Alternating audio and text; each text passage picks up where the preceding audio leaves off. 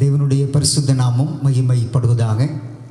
மீண்டும் கர்த்தருடைய பாதப்படியிலே அமர்ந்திருந்து ஆண்டுடைய வார்த்தைகளை கேட்டு ஆசீர்வதிக்கப்படும்படியாய் இன்னொரு தருணத்தை தேவன் திருச்சபையின் பிள்ளைகளாகி நமக்கு தந்திருக்கிறார். அதற்காக நான் ஆண்டவருக்கு நன்றி சொல்லி நான் தேவனை துதிக்கிறேன். நிச்சயமாகவே இந்த வார நடிகளும் நம்மை ஆண்டவர் பாதுகாத்த கிருபைக்காக, இரக்கங்களுக்காக, நம்ம கொடுத்த நல்ல சுகத்திற்காக, பலத்திற்காக நான் ஆண்டவருக்கு நன்றி சொல்கிறேன்.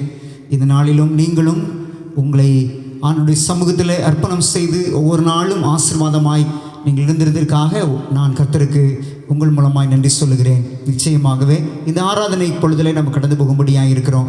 தேவ ஆவியானவர் நம்மோடு அசைவாடி நம்ம ஒவ்வொருவரையும் ஆசீர்வாதம் தரும்படியாக நான் உங்களை அன்போடு வாழ்த்தி நான் உங்களை வரவேற்கிறேன். வேத வசனம் சொல்லுகிறது, அங்கே சங்கீதக்காரனாகிய தாவீது தன்னுடைய சங்கீத புத்தகங்கள் 9ஆம் சங்கீதத்தில் சொல்கிறாங்க, கர்த்தாவே என் முழு இருதயத்தோடும் உம்மை துதிப்பேன், உம்முடைய அதிசயங்களை எல்லாம் விவரிப்பேன், உம்மில் மகிழ்ந்து களி கூறுவேன், உன்னதமானவரே உமது நாமத்தை கீர்த்தனம் பண்ணுவேன். அவ்வளவு ஒரு கர்த்தர் மேல் நம்பிக்கையை வைத்து தாவீது பக்தன் பாடுகிறார். பார்த்தீங்களா? உங்கள் மேலே என் முழு நம்பிக்கையை வைத்து உங்களை நான் கீர்த்தனம் பண்ணி உங்களை துதிப்பேன், எங்களுக்கு நீங்கள் செய்த எல்லா உதவிக்காக நன்றி என்று சொல்லி கர்த்தரை பாடி துதித்த தாவீதை போல இன்னைக்கு அமர்ந்து ஆண்டுடைய சத்தியத்தை இந்த இணையதளத்தின் மூலமாய் கேட்கிற ஒவ்வொரு பிள்ளைகளையும் நான் அன்போடு உங்களை வாழ்த்தி உங்களை வரவேற்பதில் நான் மிக்க மகிழ்ச்சி அடைகிறேன். கர்த்ததாமே நம்ம ஒவ்வொருவரையும் ஆண்டவர் ஆசீர்வதிப்பாராக. ஜெபசிந்தையோடு காத்திருப்போம். இந்த ஆராதனை முழுவதுமாய் பயபக்தியோடு ஆண்டுடைய வார்த்தையை கேட்பதில் நம் முழு உள்ளத்தை ஆண்டுடைய சமூகத்தில் செலுத்துவோம். நீங்கள் இந்த ஆராதனை முடிந்து கடந்து செல்லும் பொழுது ஆண்டவர் உங்களை தொடுவதையும், ஆண்டவர் உங்களை ஆசீர்வதிப்பதையும், குடும்பமாய் கர்த்தருடைய சமூகத்தில் உங்களை கர்த்தர் பலப்படுத்துவதையும் நீங்கள் பார்ப்பீங்க. அப்படிப்பட்ட கிருபையை கர்த்தர் தருவாராக. இந்த ஆராதனையை ஆரம்பிக்கத்தக்கதாக கர்த்தருடைய பாதப்படியில் 29வது பாடல், நமக்கு சிறிய பாடல் புத்தகத்தில் அழகாய் நிற்கும் யார் இவர்கள், திரளாய் நிற்கும் யார் இவர்கள், சேனை தலைவராம் இயேசுவின் பொற்தலத்தில் அழகாய் நிற்கும் யார் இவர்கள் பாடுவோமா?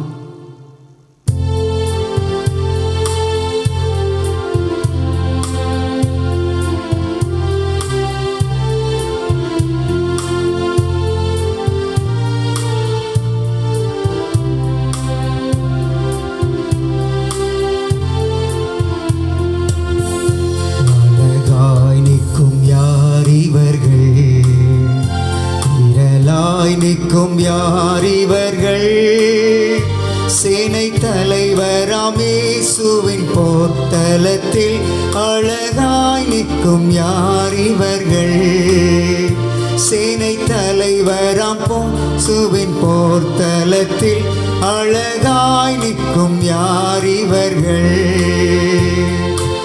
எல்லா ஜாதியார், எல்லா கோத்திரம், எல்லா மொழியும் பேசும் மக்களாம் சிலுவையின் கீழ் இயேசு இரத்தத்தால் சீர் போராட்டம் செய்து முடித்தோர் அழகாய் நிற்கும் யார் இவர்கள், திரளாய் நிற்கும் யார் இவர்கள், சேனை தலைவராம் இயேசுவின் பொற்தலத்தில் அழகாய் நிற்கும் யார் இவர்கள், சேனை தலைவராம் இயேசுவின் பொற்தலத்தில் அழகாய் நிற்கும் யார் இவர்கள். காடுமேடு கடந்து சென்று கர்த்தரன்பை பகிர்ந்தவர்கள், உயர்வினிலும் தாழ்வினிலும் ஊக்கமாக ஜெபித்தவர்கள், அழகாய் நிற்கும் யார் இவர்கள், திரளாய் நிற்கும் யார் இவர்கள், சேனை தலைவராம் இயேசுவின் பொற்தலத்தில் அழகாய் நிற்கும் யார் இவர்கள், சேனை தலைவராம் இயேசுவின் பொற்தலத்தில் அழகாய் நிற்கும் யார் இவர்கள். தனிமையிலும் வறுமையிலும் லாசரு போன்று நின்றவர்கள், யாசித்தாலும் போசித்தாலும் விசுவாசத்தை காத்தவர் இவர்கள், அழகாய் நிற்கும் யார் இவர்கள், அழலாய் நிற்கும் யார் இவர்கள், சேனை தலைவராமே சுவின் போர்த்தலத்தில் அழகாய் நிற்கும் யார் இவர்கள், சேனை தலைவராமே சுவின் போர்த்தலத்தில் அழகாய் நிற்கும் யார் இவர்கள், வெள்ளை அங்கியை தரித்து கொண்டு வெள்ளை கூறுத்தாம் ஓலை பிடித்து ஆர்ப்பரிப்பார் சிங்காசனம் முன்பு ஆட்டுக்குட்டிக்கே மகிமை என்று அழகாய் நிற்கும் யார் இவர்கள், நிழலாய் நிற்கும் யார் இவர்கள், சேனை தலைவராமே சுவின் போர்த்தலத்தில் அழகாய் நிற்கும் யார் இவர்கள், சேனை தலைவராமே சுவின் போர்த்தலத்தில் அழகாய் நிற்கும் யார் இவர்கள்.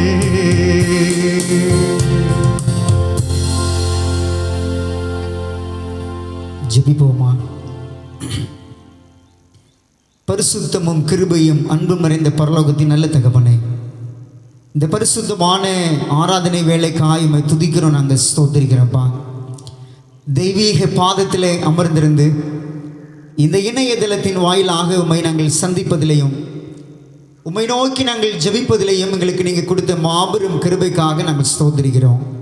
அன்புள்ள ஆண்டவரே, இந்த நேரத்திலும் கூட இந்த வாரம் முழுவதும் எங்களை தூக்கி சுமந்து எங்களை பாதுகாத்து எங்களை அற்புதமாய் அதிசயமாய் நடத்தின தயவுக்காக நன்றி ராஜா. இந்த ஓய்வு நாளின் காலை வேளையில் கூட உம்முடைய பாதப்படியில் எங்களை ஒப்பு கொடுத்து பரிசுத்த ஆசீர்வாதத்தை பெற்றுக்கொள்ள பரிசுத்த மகிமையை அடையக்கூடிய பிள்ளைகளாக எங்களை பெயர் சொல்லி அழைத்த மாபெரும் கிருபைக்காக நன்றி. இந்த இணையதளத்தின் வாயிலாக யூடியூப்பின் வாயிலாக ஆண்டவருடைய சத்தியத்தை கேட்டு ஆண்டவருக்காய் ஒப்பு கொடுக்க போகிற அன்பான பிள்ளைகள் குடும்பங்களை தனித்தனியா பேரு பேராய் ஆண்டவர் ஆசீர்வதிங்கப்பா. என்ன விதமான பலவீனங்கள், சுகவீனங்கள், சோர்வுகள், கண்ணீரோடு இந்த ஆராதனையிலே கலந்து கொண்டிருந்தாலும் பரிசுத்தமுள்ள தேவன் ஒவ்வொருவரையும் தாங்கி நடத்துகிற தேவனப்பா. நீங்கள் ஒவ்வொரு பிள்ளைகளுக்கும் ஆசீர்வாதங்களை தாங்க, சுகவீனமாய் பலவீனமாக இருக்கிற பிள்ளைகளை கர்த்தருடைய கரங்கள் தொடட்டினான்ப்பா. இந்த நல்ல ஆராதனையின் ஆரம்பத்திலிருந்து முடியும் வரைக்கும் ஆண்டோடைய பிரசனம் இருந்து எங்களை ஆசீர்வதிக்க நாங்கள் கெஞ்சுகிறோம் ராஜா. நிச்சயமாகவே நீர் நல்லவர். இந்த நாளின் செய்தி நேரத்துக்குள்ள நாங்கள் கடந்து போகும் பொழுது எங்கள் ஆண்டவர் எங்களை ஆசீர்வதித்து வழிநடத்தும்படியாய் மீட்பரும் இரட்சகருமாகிய இயேசுவின் புண்ணிய நாமத்திலே ஜெபிக்கிறோம். ஜெபங்கேளும் ஜீவனுள்ள நல்ல பிதாவே, ஆமென், ஆமென். கர்த்தருடைய பரிசுத்த நாமத்திற்கு மகிமை உண்டாவதாக. ஆண்டவர் நல்லவர், அவர் கிருபை என்றும் உள்ளது. இந்த நல்ல ஓய்வு நாளின் ஆயத்த ஆராதனையில் பங்கெடுக்கும்படியாய் வந்திருக்கிற அன்புள்ள தேவனுடைய பிள்ளைகளாகிய உங்கள் ஒவ்வொருவரையும் அன்பர் இயேசு நாமத்தில் மீண்டுமாய் உங்களை வாழ்த்தி உங்களை வரவேற்கிறேன். உங்கள் யாவருக்கு என்னுடைய அன்பான ஓய்வு நாள் வாழ்த்துக்கள். ஹாப்பி சாபத். கர்த்தர் உங்களை ஆசீர்வதித்து ஆண்டவர் நம்மை பலப்படுத்துவாராக. கர்த்தருடைய பாதப்படியிலே செய்தியை நம்ம கேட்பதற்கு முன்பாக இந்த வாரங்களிலும் கர்த்தர் நம்மை ஆசீர்வதித்த ஆசீர்வாதத்திலிருந்து காணிக்கை தசமாங்கள் கொடுப்பதற்காக நீங்கள் யாராவது உங்களுடைய காணிக்கைகளை தசமாங்களை வைத்திருந்தீங்கன்னு சொன்னால் உங்களுடைய கரங்களை எடுத்து வைத்துக் கொள்ளுங்கள். உங்களுக்காக ஒரு சிறிய ஜெபத்தை செய்ய வேண்டும் என்று நான் விரும்புகிறேன். கர்த்தர் உங்களை ஆசீர்வதித்து உங்களுடைய வேலைகளை கர்த்தர் பலப்படுத்தி நன்மையாய் உங்களை நிரப்பும்படியாக ஆண்டுடைய சமூகத்தில் நம்ம காத்திருக்க போகிறோம். 2 கொரிந்தியர் 8ஆம் அதிகாரம் 2ஆம் வசனத்தை நான் வாசிக்க வேண்டும் விரும்புகிறேன். 2 கொரிந்தியர் 8ஆம் அதிகாரம் 2ஆம் வசனம். அவர்கள் மிகுந்த உபத்திரவத்தினாலே சோதிக்கப்படுகையில் கொடிய தரித்திரமுடையவர்களாயிருந்தும் தங்கள் பரிபூர்ண சந்தோஷத்தினாலே மிகுந்த உதாரத்துவமாய் கொடுத்தார்கள். பார்த்தீங்களா என்ன சொல்லப்படுது?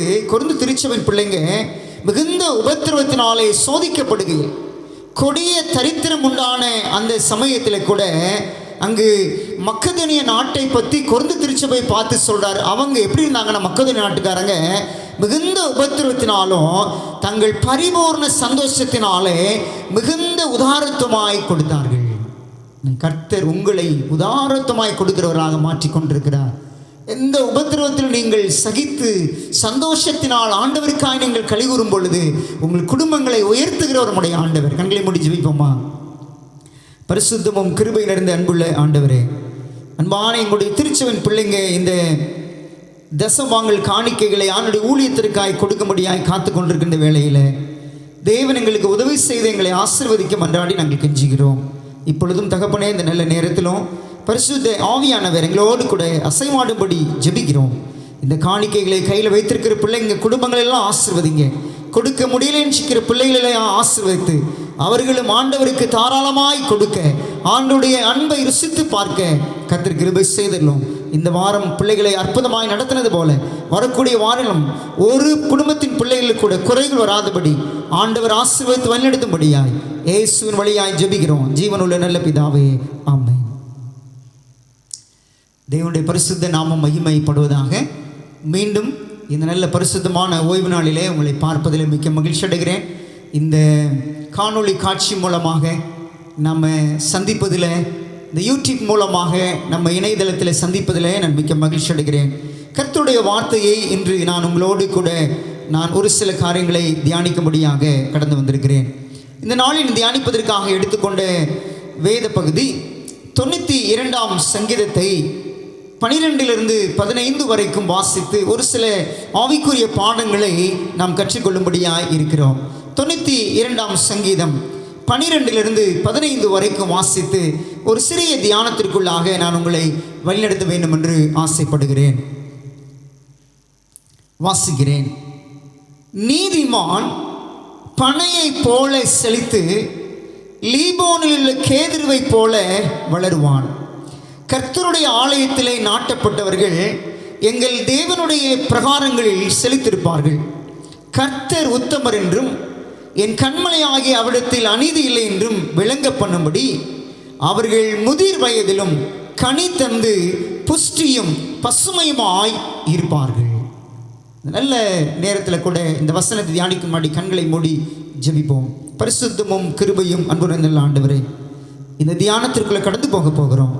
ஆவியானவர் எங்களுக்கு என்ன வார்த்தைகளை வைத்திருக்கிறீங்களோ அந்த வார்த்தைகள் உம்மிடத்திலிருந்து வந்ததாக, சிங்காசனத்திலிருந்து ஊற்றப்பட்ட வார்த்தையாக எங்களுடைய காதுகளிலே சென்று எங்களுடைய மனதிலே அது பதியும் பொழுது நாங்களும் விவிதமாய் ஆண்டவருக்காக எழும்பி பிரகாசிக்கிறவர்களாக எங்களை மாற்றுங்க ஆண்டவரே. அடியனை மறைத்தள்ளும்.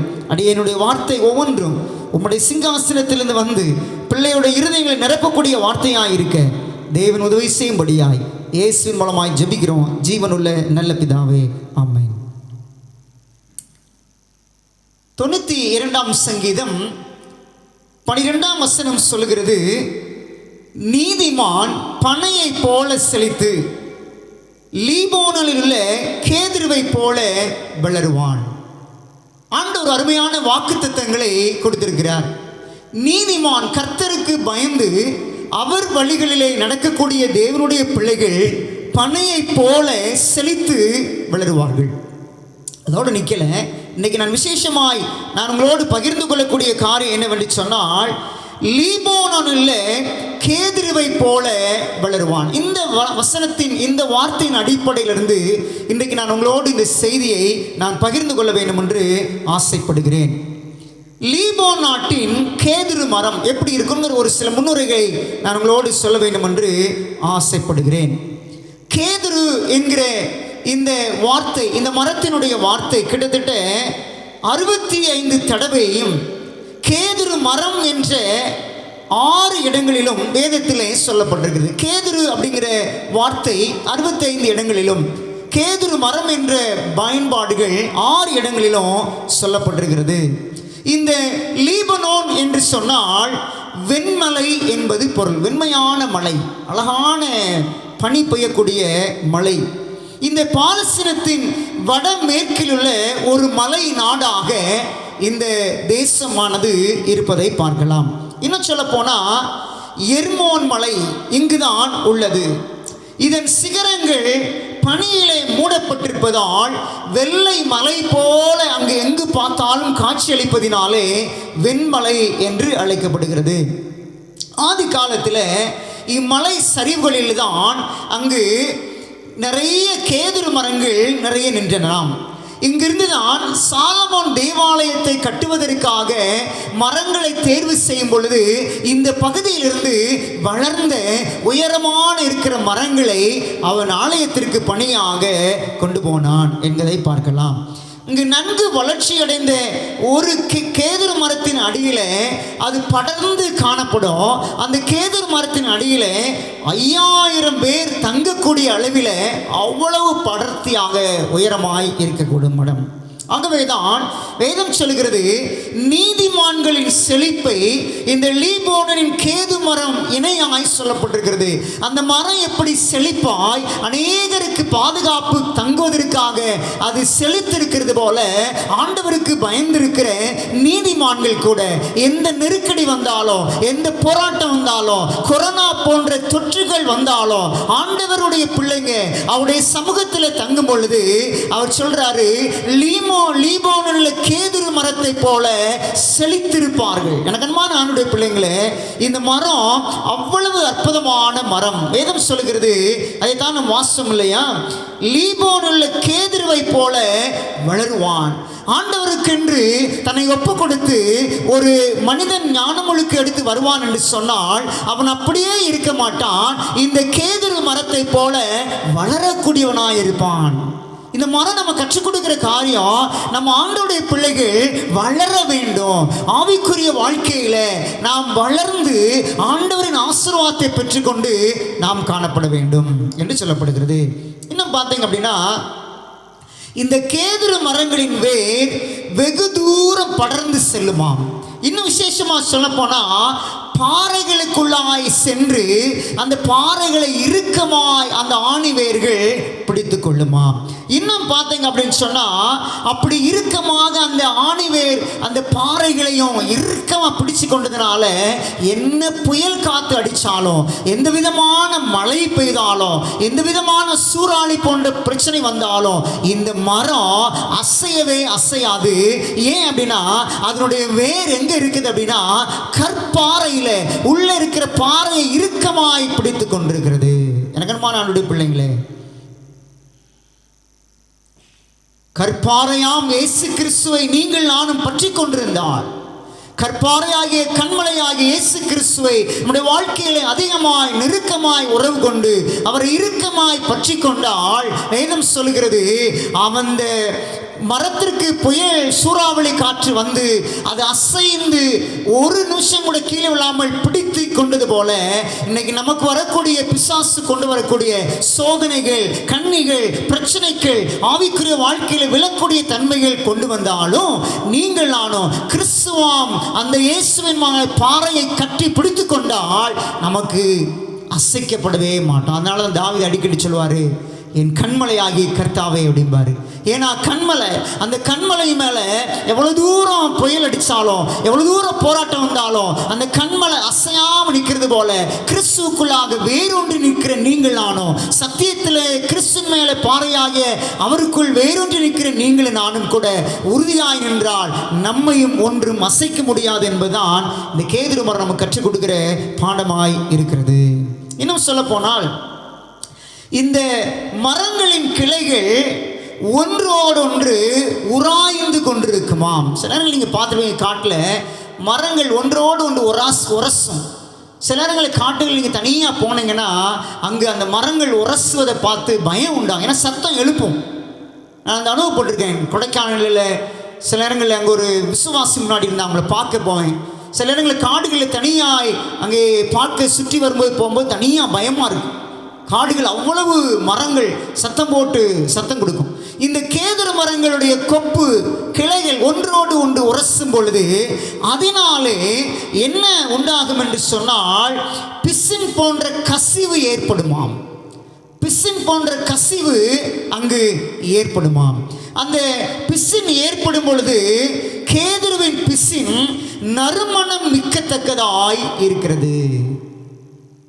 கடந்த 2 மாதங்களுக்கு முன்பாக ஒரு விசுவாசியோட வீட்டுக்கு ஜெபிப்பதற்காக இடுக்கிக்கு போயிருந்தேன். அங்கே இடுக்கிக்கு போயிருக்கும் பொழுது அவங்க நிறைய ஏலக்காய் தோட்டங்கள் வைத்திருக்கிறாங்க. அந்த ஏலக்காய் தோட்டங்களுக்கு அவங்க போகும் பொழுது உள்ளே அப்படியே ஜெபம் பண்ணிட்டு வரும்போது ஒரு மரத்தை காட்டினாங்க. அந்த மரத்துக்கு பேர் சாம்பிராணி மரம் சொன்னாங்க. என்னடா சாம்பிராணி மரம் அப்படின்னா அந்த சகோதரரை பார்த்து கேட்டேன். அவங்க சொன்னாங்க, இது அந்த மரத்தை பார்த்தீங்கன்னா நம்ம இப்படி உற்று நோக்கி பார்க்கணும், அவ்வளவு உயரம், அவ்வளவு தடி அந்த மரம். உடனே பார்த்தா அதில் வந்து 2 கத்தி வச்சு அதை வச்சு 2 கொத்தி விட்டுறோம்னா அதுலேருந்து பிசுன்னு மாதிரி வந்துடும். அந்த பிசுனை எடுத்து அப்படி நம்ம அந்த சாம்பிராணி காட்டுற அந்த இதுக்கு பார்த்தீங்களா கரண்டி அல்லது அடுப்புகளை போட்டால் அதை அப்படியே புகஞ்சி சாம்பிராணி மனம் அப்படியே வீடு முழக்க. நான் கொஞ்சம் கொண்டு வந்தேன், வீட்டில் வச்சு பார்த்தா அவ்வளவு மனம்.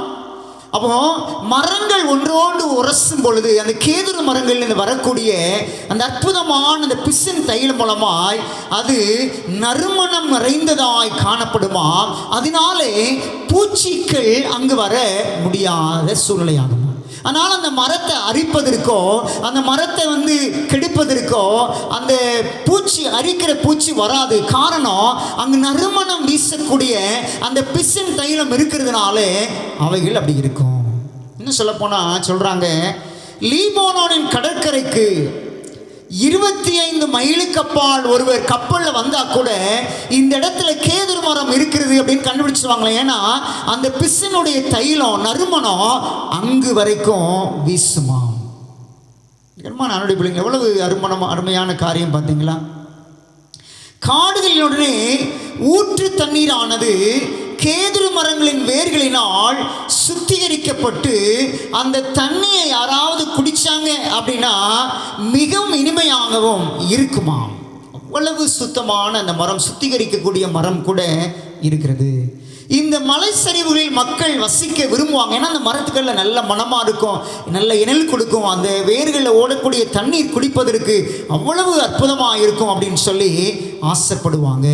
கேதுரு மரத்தால் செய்யப்பட்ட பொருட்கள் நீண்ட காலம் உழைக்கும். நம்ம இன்னைக்கு தேக்கு மரம் சொல்கிறோம், இன்னும் நிறைய மரங்களை பற்றி சொல்கிறோம் இல்லையா. ஆனால் இந்த கேதுரு மரத்தினுடைய பொருட்கள் அவ்வளவு காலம் அங்கே இருக்கும், அது சேதப்படுத்தாது. காரணம் அங்கே பூச்சி கூட போகாது. நான் சொன்ன மாதிரி வாசனை மனங்கள் அங்கே இருக்கிறபடினாலே.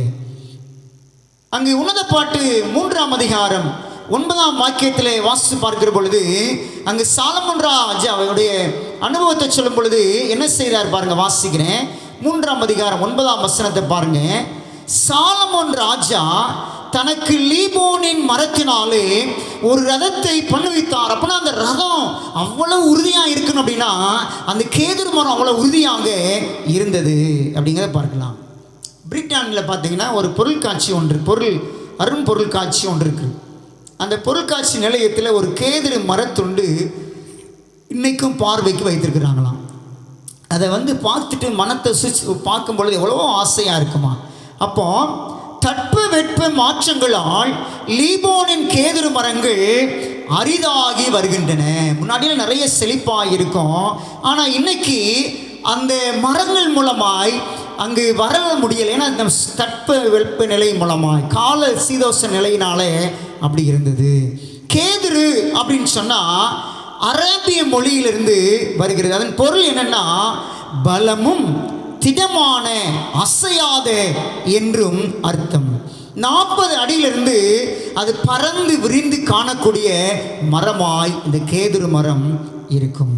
இதிலிருந்து நான் ஒரு சில ஆவிக்குரிய பாடங்களை இந்த கேதுரு மரத்திலிருந்து நாம் பெற்றுக்கொள்ளும்படியாக இருக்கிறோம். முதலாவதாக, they grow downward. அந்த கேதுரு மரங்கள் கீழ் நோக்கி அந்த வேர்கள் விடக்கூடிய மரமாக அவைகள் இருக்கிறது. ஆழமாக உள்ளே சென்று நல்ல நீரோடைகளை கண்டு பாறைகளில் அங்கு நங்கூரம் போல பிடித்து கொண்டிருக்கிறது. இன்னைக்கு முதலாவது பாடம் என்னன்னா, நீங்கள் நானும் கிறிஸ்துவ வாழ்க்கையில வாழ்கிற பொழுது ஆவிக்குரிய வாழ்க்கையில கண்மலையாகிய கிறிஸ்துவில நாம் அதிகமாய் உள்ளே சென்று நாம் அசையாமல் இருக்கணும் அப்படின்னா ஆழமான அன்பில, ஆழமான கிறிஸ்துவின் உறவில, கண்மலையாகிய கிறிஸ்துவுக்குள்ளாக நாம் ஆழமாய் வேரூன்றப்பட்டிருக்க வேண்டும். நீர்க்கால்கள் ஓரமாய் நடப்பட்ட மரங்கள் தன் காலத்தில் தன் கனியை தந்து இலையுறா இருக்கிற மரத்தை போல் இருக்குன்னு சொன்ன மாதிரி அந்த கேதுரு மரங்கள் தண்ணீரை தேடி உள்ளே போக பொழுது ஜீவ தண்ணீராம் இயேசு கிறிஸ்துவை நோக்கி போகத்தக்கதாக அந்த கண்மலையை பிடித்து கொண்டு நல்ல வேரூன்றி நிற்கக்கூடியவர்களாக நாம் நிற்க வேண்டும். கண்பான ஆண்டுடைய பிள்ளைங்களே, வேதம் சொல்கிறது, என்னாகமம் 24ஆம் அதிகாரம் 6ஆம் வசனத்தை படிக்கும்போது அங்கே சொல்லப்படுகிறது பாருங்க. என்னாகும் 24ஆம் அதிகாரம் 6ஆம் வசனம், அவைகள் பரவி போகிற ஆறுகளைப் போலவும் நதியோரத்துள்ள தோட்டத்தைப் போலவும் கர்த்தர் நாட்டின சந்தன மரங்களைப் போலவும் தண்ணீர் அருகே உள்ள கேதுரு விருட்சங்களைப் போலவும் இருக்கிறதாம். ஆண்டவருடைய ஆசீர்வாதம் அப்படிதான். எப்படி இருக்குதா? அவைகள் பரவி போகிற ஆறுகளைப் போலவும் நதியோரத்துள்ள தோட்டங்களைப் போலவும் கர்த்தர் நாட்டின சந்தன மரங்களைப் போலவும் தண்ணீர் அருகே உள்ள கேது விருட்சங்களைப் போலவும் இருப்பார்கள். எனக்கு அன்பானவர்களே, அப்படிப்பட்ட ஆசீர்வாதத்தை தேவன் உங்களுக்கு எனக்கு கொடுக்க ஆயத்தமாக இருக்கிறார். பவுல் அப்போஸ்தலன் கொலோசி திருச்சபைக்கு இப்படி சொல்லி அவங்கள அழைக்கிறார். கொலோசியர் 2ஆம் அதிகாரம் 6வது 7வது வசனத்தை நான் வாசிக்க விரும்புகிறேன். கொலோசியர் 2ஆம் அதிகாரம் 6வது 7ஆம் வசனத்தை நான் வாசிக்க விரும்புகிறேன். பாருங்க என்ன சொல்றாருன்னு பாருங்க. ஆகையால் நீங்கள் கர்த்தராகிய கிறிஸ்து இயேசுவை ஏற்றுக்கொண்டபடியே அவருக்குள் வேர் கொண்டவர்களாகவும் அவர்கள் மேல் கட்டப்பட்டவர்களாகவும் அவருக்குள் நடந்து கொண்டு நீங்கள் போதிக்கப்பட்டபடியே விசுவாசத்தில் உறுதிப்பட்டு ஸ்தோத்திரத்தோடு அதிலே நீங்கள் பெருகுவீர்களாக. கொலோசி திருச்சபைக்கு மாத்திரமல்ல, இன்னைக்கு ஆண்டவர் பரிசுத்த ஆவியின் மூலமாய் நமக்கும் சொல்லுகிறது என்னன்னா, நீங்கள் நானும் கூட இந்த வசனத்தின் அடிப்படையில் நீங்கள் கர்த்தராகிய இயேசு கிறிஸ்துவை ஏற்றுக்கொண்டபடியே அவருக்குள் வேர் கொண்டவர்களாகவும் அவர் மேல் கட்டப்பட்டவர்களாகவும் அவருக்குள் நடந்து கொண்டு நீங்கள் ஆழமாய் நீங்கள் இருக்க வேண்டும். அப்போ நாம் இந்த கேதுரு மரத்தில் கற்றுக்கொண்ட காரியம், they grow downward, கீழ் நோக்கி அது போகக்கூடியதாக இருக்கிறது.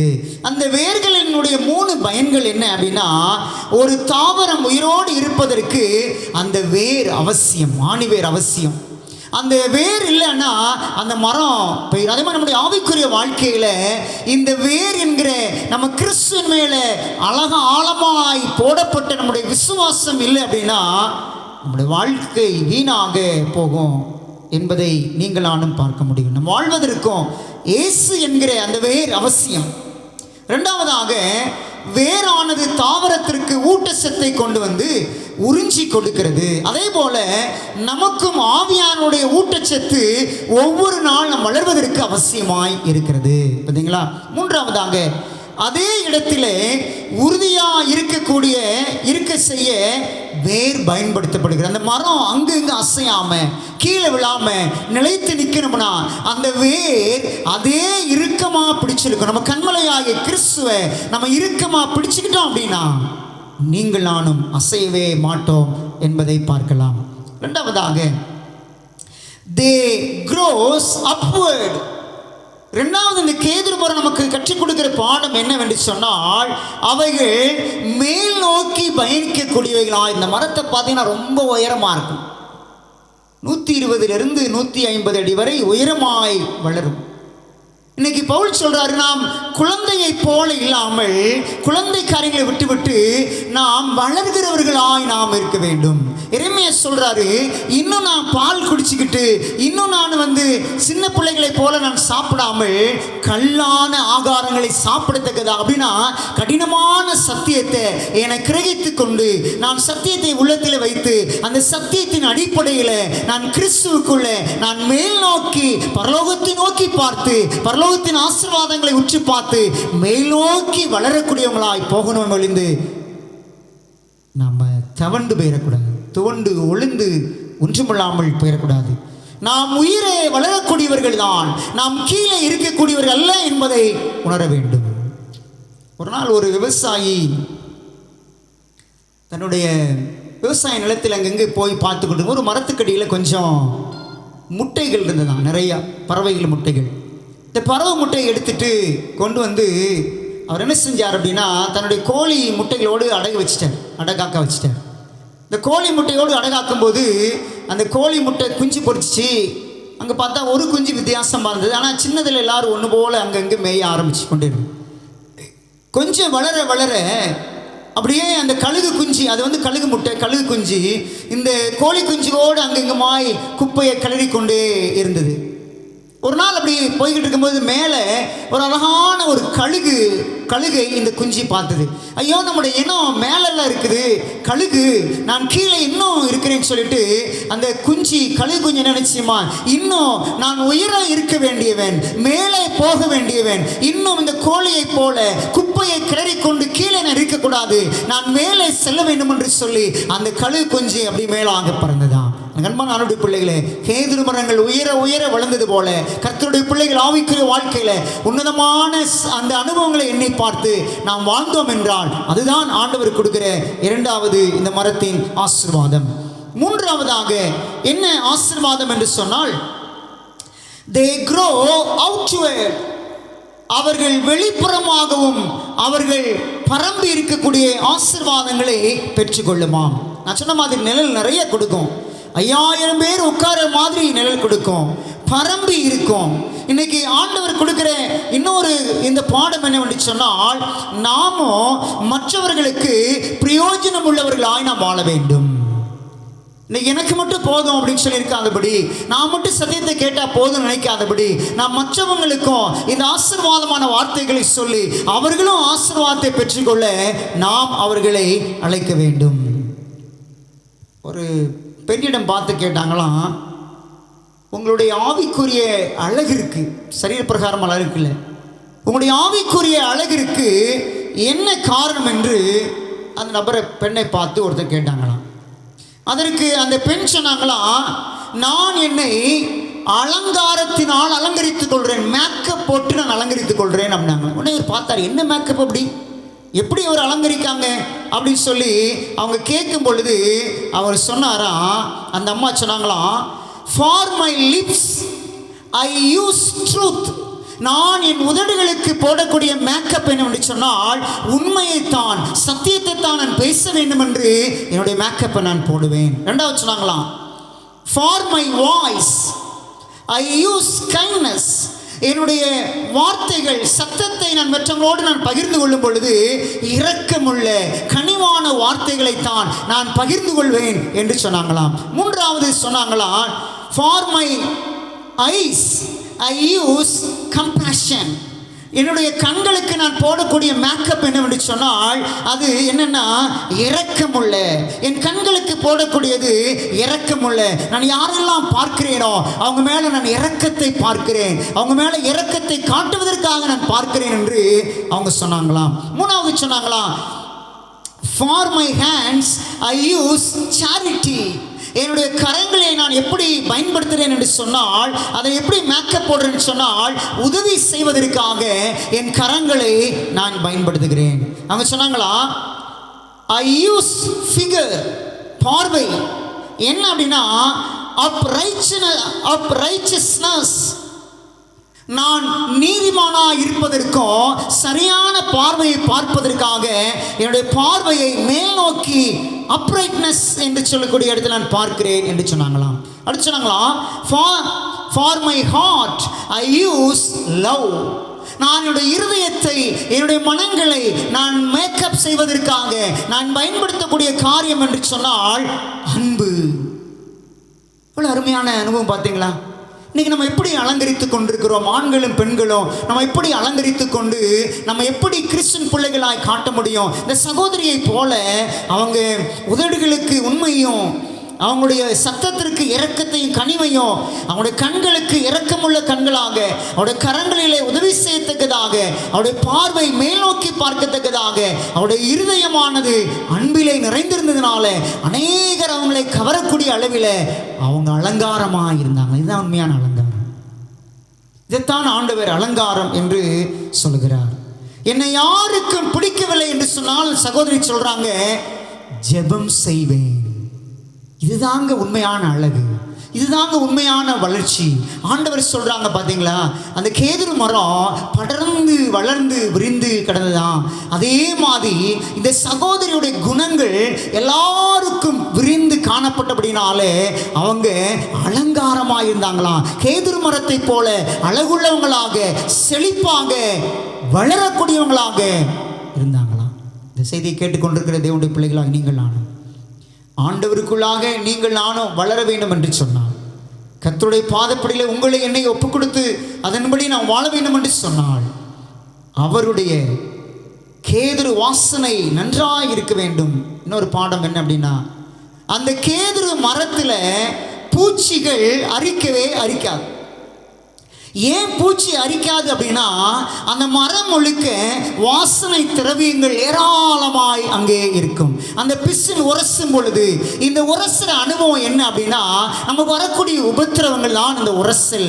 அந்த மரங்கள் காற்றடிக்கும் பொழுது உராயி உண்டாகிறது போல ஒன்றொன்று உரசும் பொழுது அங்கு வரக்கூடிய பிசின் தைலத்தை போல நமக்கு இந்த சத்தியத்தில் நிற்கிறதுனால வரக்கூடிய பிரச்சனைகள் போராட்டங்கள் என்ன கொண்டு வரணுமா, நற்குணங்களை கொண்டு வரணுமா, 4 பேருக்கு ஆசீர்வாதமாய் நறுமணம் வீசக்கூடியவங்களாக அந்த மரம் பிசின் தைலத்தை கொண்டு வந்தது போல உங்க வாழ்க்கையில என் வாழ்க்கையில அநேகர் ஆசீர்வதிக்கப்பட நீங்களும் மனமுள்ளவர்களாய் அநேகர் மனமுள்ளவர்களாய் அந்த உபத்திரவங்களை மனங்களை வீசினால் சாத்தாங்கிற செல்லு, சாத்தாங்கிற பூச்சி, எதிராளி ஆகிய சத்துருங்கிற பூச்சி உங்களை அணுக முடியாது. ஏன்னா நீங்கள் கிறிஸ்துவுக்கு நீங்கள் சுகந்த வாசனையாய் நற்கந்தம் வீசக்கூடியவங்களாய் நீங்கள் இருக்கிறபடினாலே பிசாசு அந்த வாசனையிலிருந்து உங்களை தொடவே முடியாது என்பதை இந்த கேதுரு மரம் நம்ம கற்றுக் கொடுக்கிற பாடமாய் இருக்கிறது. 2 கொரிந்தியர் 2ஆம் அதிகாரம் 14வது 15ஆம் வசனத்தை படிக்கும் பொழுது 2 கொரிந்தியர் 2ஆம் அதிகாரம் 14வது 15ஆம் வசனத்தை படிக்க பாருங்க. என்ன ஆண்டவர் அங்கே சொல்றார் பாருங்க. கர்த்தராகிய இயேசுவினுடைய நாளிலே மன்னிக்கணும், நான் 2 கொரிந்தியர் 2ஆம் அதிகாரம் 14 வாசிக்கிறேன்.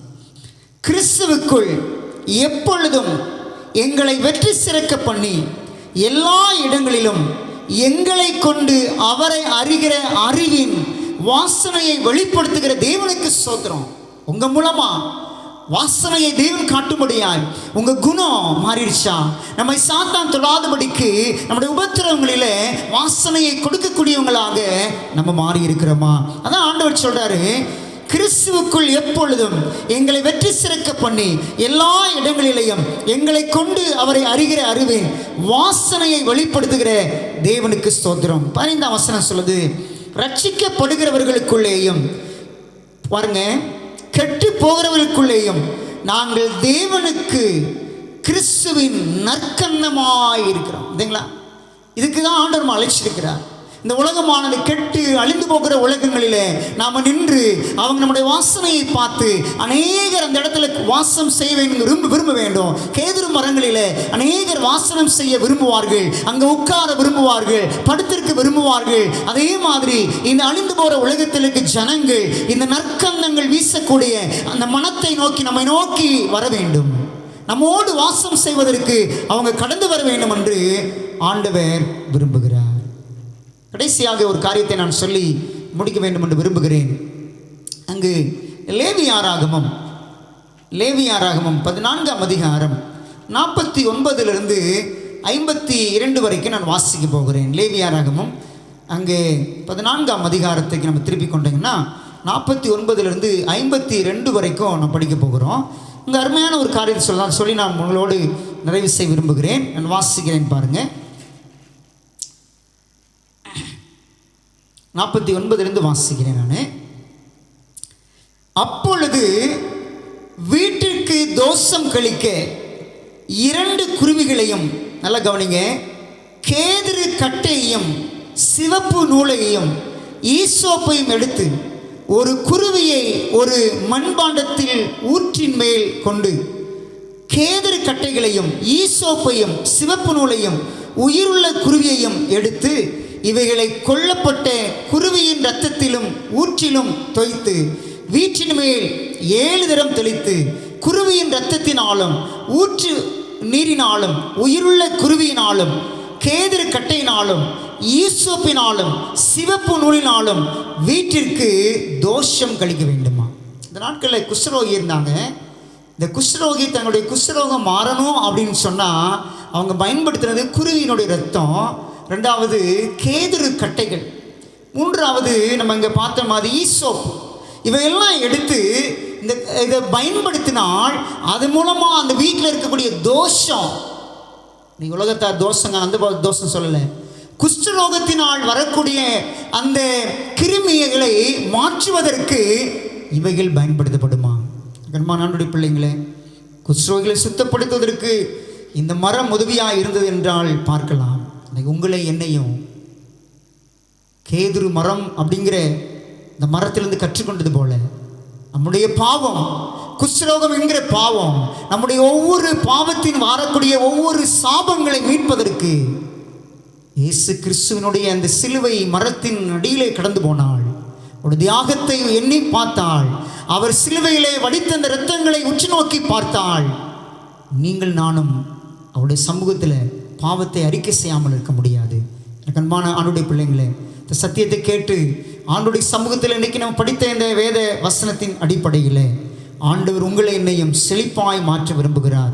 உங்களை ஆவிக்குரிய வாழ்க்கையின் செழிப்பை கொடுக்க விரும்புகிறார். உங்களுடைய ஆவிக்குரிய வாழ்க்கையில் வளர்ச்சியை உயரமாக அகலமாக கிறிஸ்துக்குள் வேரூன்றிருக்கும்படியாக செய்ய விரும்புகிறார். உங்களை இன்னைக்கு நீங்கள் ஒப்பு கொடுத்தால் வேத வசனத்தில் வாஸ்தவம் இல்லையா, நீதிமான் பனையை போல செழித்து லீபோனில் கேதுருவை போல வளருவான். கர்த்தருடைய ஆலயத்தில் நாட்டப்பட்டவர்கள் எங்கள் தேவனுடைய பிரகாரங்களில் செழித்திருப்பார்கள். கர்த்தர் உத்தமர் என்றும் என் கண்மலையாகிய அவிடத்தில் அநீதியில் என்று விளங்க பண்ணும்படி நல்ல கவனிங்க, அவர்கள் முதிர் வயதிலும் கனி தந்து புஷ்டியும் பசுமையுமாய் இருப்பார்கள். இப்படிப்பட்ட ஆசீர்வாதத்தை ஆண்டவர் கொடுக்க விரும்புகிறார். இந்த காலையில் வந்து ஆண்டுடைய சமூகத்தில் காத்திருக்கிறேன். உங்கள் ஒவ்வொருவருக்கும் அப்படிப்பட்ட ஆசீர்வாதத்தை தேவன் கொடுப்பார். கர்த்தருக்குள் வேரூன்றி நில்லுங்கள், உங்களை உயர்த்துவார். இப்படிப்பட்ட தேவன் தாமே வந்திருக்கிற ஒவ்வொருவரையும் ஆசீர்வாதத்தை வழிநடத்தும்படியாய் நாம் அவருக்குள் ஒப்பு கொடுத்து ஜெபிக்க போகிறோம். ஜெபிக்கிறதுக்கு முன்னாடி பாடல் ஒன்றை பாடப் போகிறோம். திவ்ய அன்பின் சத்தத்தை ரட்சகா கேட்டு உம்மை அண்டினேன், இன்னும் கிட்டி சேர என் ஆண்டவா ஆவல் கொண்டிதே வந்தேன் என்ற பாடலை பாடுவோம்.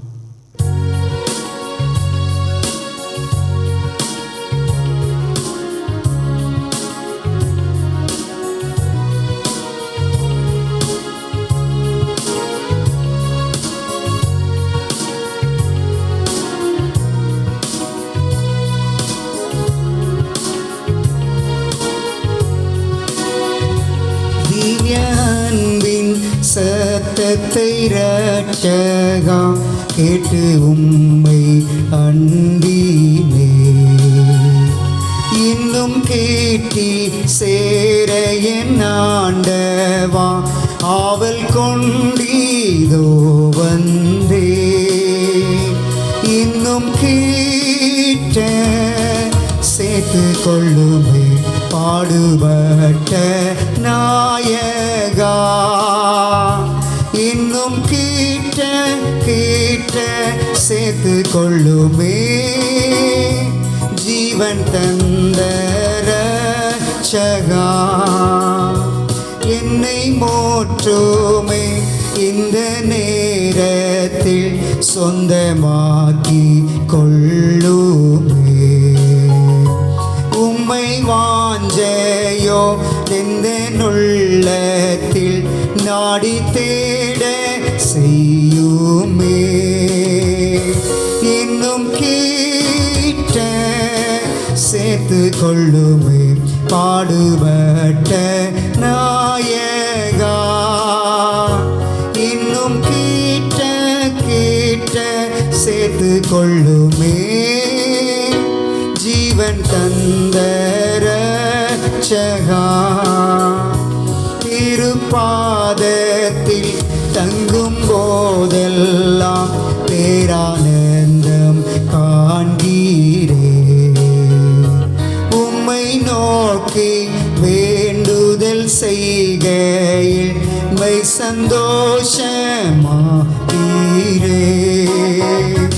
இன்னும் கீட்ட சேர்த்து கொள்ளுமே பாடுபட்ட நாயகா, இன்னும் கொள்ளுமே. ஜீவன் தந்த இரட்சகா, இன்னும் கண்டீராத பேரின்பத்தை விண்ணில் பெற்று வாழுவே. திவ்ய அன்பின் ஆழமும் நீளமும் அங்கே கண்டான நீப்பே. இன்னும் கிட்ட சேர்த்து கொள்ளுமே பாடுபட்ட நாயகா. இன்னும் கிட்ட கிட்ட சேர்த்து கொள்ளுமே. ஜீவன் தந்த இரட்சகா. ஜெபிப்போம்.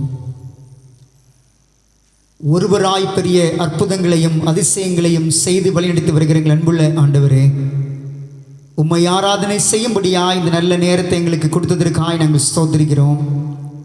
கடந்த நாட்களெல்லாம் உம்முடைய கிருபையின் கரங்கள் எங்களை சூழ்ந்து எங்களை ஆசீர்வதித்து எங்களை பாதுகாத்த நல்ல தயவுக்காய் நன்றி ராஜா.